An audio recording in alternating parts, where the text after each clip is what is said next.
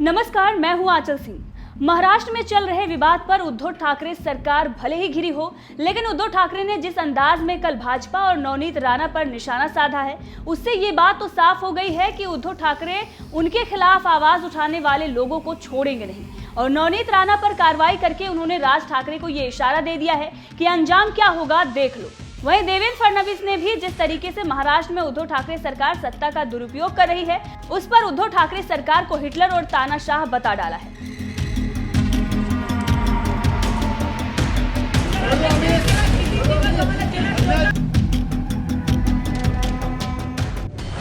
राणा दंपत्ति को जेल, राज ठाकरे को इशारा।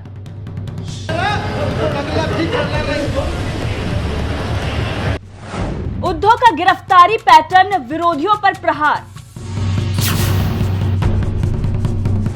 क्या उद्धव ठाकरे हिटलर की तरह कर रहे हैं व्यवहार?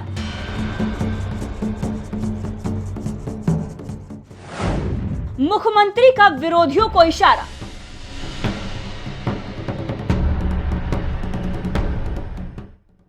आपको याद होगा, भाजपा नेता नारायण राणे ने उद्धव पर टीका क्या किया, उन्हें उठाकर जेल पहुंचा दिया गया। नीतीश राणा ने आदित्य ठाकरे को देख म्याऊ म्याऊ किया तो उन्हें भी गिरफ्तार कर सबक सिखा दिया। नवनीत राणा ने मुख्यमंत्री को चैलेंज किया और उन पर राजद्रोह का मुकदमा लगा दिया।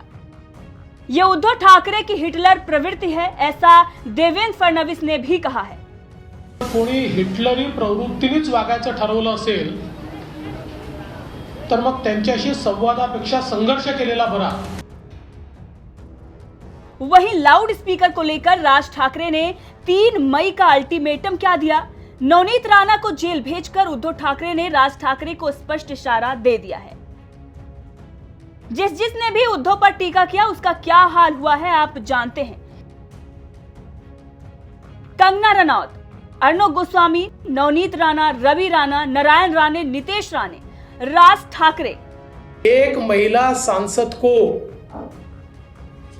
वॉशरूम जाने के लिए भी परमिशन नहीं दी गई। इस प्रकार से बदले की भावना से महाराष्ट्र में इससे पहले हमने कभी कार्रवाई नहीं देखी। हम तो महाराष्ट्र को पुरोगामी कहते हैं, लेकिन महाराष्ट्र में ऐसे अहंकारी लोग आज सत्ता में हैं कि जो अपने अहंकार के मद में लोकतंत्र को भूलकर, लोकतंत्र को पैरों तले दबाकर, लोकतंत्र को कुचलकर अपना राज चलाना चाहते हैं। मैं उनको चेतावनी देना चाहता हूं, हम संघर्ष करेंगे, हम डरते नहीं हैं। आप हमारे जान पर हमला करेंगे तब भी हम आपका भ्रष्टाचार बाहर निकालेंगे। और बहुत स्पष्ट रूप से मैं उनको कहना चाहता हूं कि आपके हमलों को वैसा ही जवाब देना हमको आता है। जिस प्रकार से आप हमारे साथ व्यवहार कर रहे हैं, आप तो पुलिस के भरोसे कर रहे हैं, पुलिस को साथ में लेकर कर रहे हैं, लेकिन हम वैसे ही जवाब देंगे।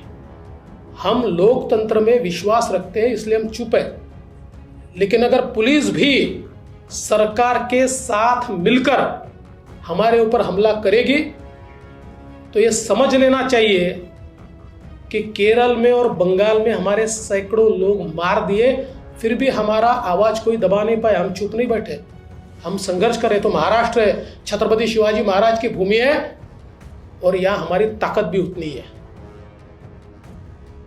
इन सभी का हश्र आप देख सकते हैं। राज ठाकरे ने सिर्फ और सिर्फ ऐलान किया और उसके बाद उन पर भी मुकदमा दर्ज हो गया है। अब 3 मई को राज ठाकरे कुछ भी करते हैं तो उसके बाद उनके साथ क्या होगा ये भी देखना होगा।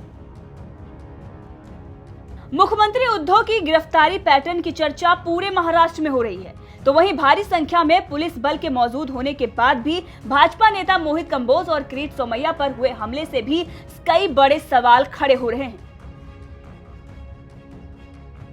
अब सवाल यह है कि क्या सच में महाराष्ट्र में तानाशाही चल रही है? उद्धव ठाकरे हिटलर शाही चला रहे हैं, उनके खिलाफ उठने वाली आवाज को दबा देना चाहते हैं। आइए नजर डालते हैं कब कब उद्धव ठाकरे ने उनके खिलाफ उठी आवाज को दबा दी है। अर्णव गोस्वामी और कंगना रनावत ने जब सुशांत मामले में आवाज उठाई तो एक को जेल और दूसरे का घर टूटा। नारायण राणे और नितेश राणे ने अनिल देशमुख और नवाब मलिक के भ्रष्टाचार पर उद्धव को घेरा तो दोनों की गिरफ्तारी हुई। किरीट सोमैया और मोहित कंबोज ने हिंदुत्व पर सरकार को घेरने की कोशिश की तो शिवसेना ने उस पर अटैक किया। नवनीत राणा और उनके पति को हनुमान चालीसा पढ़ने पर राजद्रोह का मुकदमा लगाकर जेल भेज दिया गया। अब अगर राज ठाकरे ने 3 मई को महाआरती पर उद्धव को घेरने की कोशिश की तो फिर उनके साथ भी वही होगा जो बाकियों के साथ हुआ है।